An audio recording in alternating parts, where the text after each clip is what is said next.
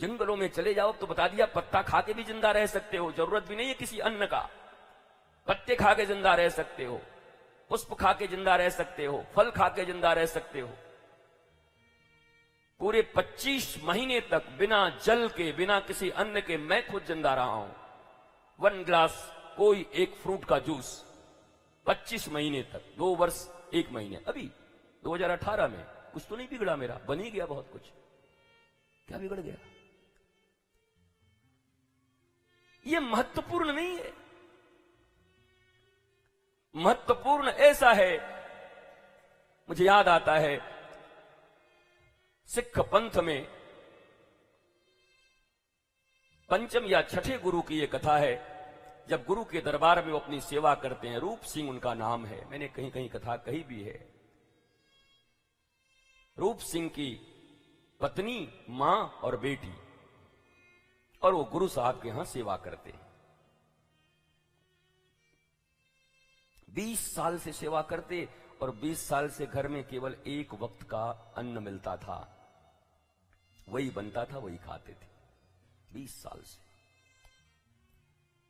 बाद में एक बेटी हुई उनके घर में, छोटी सी लाली गुड़िया, 5 साल की उसकी उम्र थी।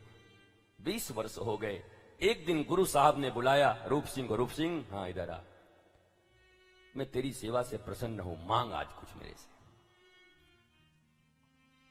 जो मांगना है मांग ले आज। गुरु ने बुलाया आज, उसी गुरु दरबार में 20 साल से, और गुरु दरबार में 20 साल से रहते और भोजन सिर्फ एक वक्त का पूरे परिवार का।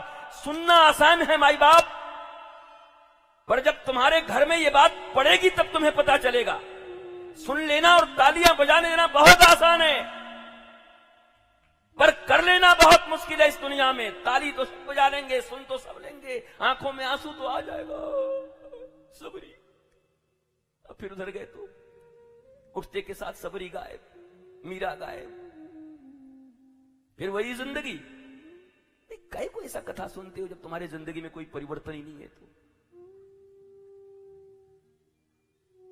तो रूप सिंह ने कहा कि जीवन भर मेरे साथ मेरी मां और मेरी पत्नी ने इस जीवन को जिया है, मैं उनसे पूछ लूं क्या, कल आऊं?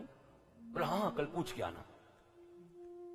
तो गुरु दरबार में जितने भी लोग थे, कल वाह रात भर चर्चा करेगा, मोटा माल मांगेगा, 20 साल का एक बार में मौका मिला है। गुरुजी ने कहा है छोड़ेगा थोड़े ही।